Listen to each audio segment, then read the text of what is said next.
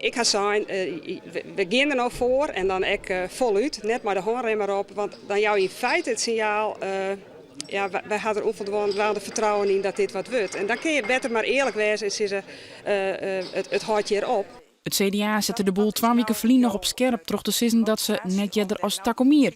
Dat liet me het een besluit nemen volle.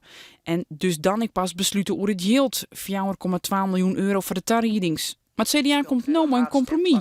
Mooie collegepartijen, PvdA en FNP.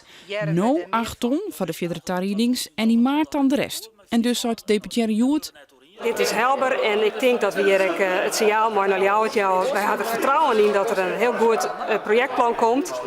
En die 8 ton, dat is het begin. En dat vind ik een soort geld en daar kunnen wij mooi te voeten. En dan komt het orenbedrag in maart en dan kunnen wij een heel goed programma verdelen. Oppositiepartijen haar kritiek op de gong van zaken und nota.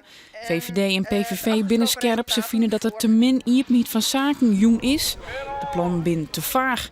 En boven dat had de deputaire altijd zijn dat de regio meer kandidaat stellen kan. Maar dat is net zo.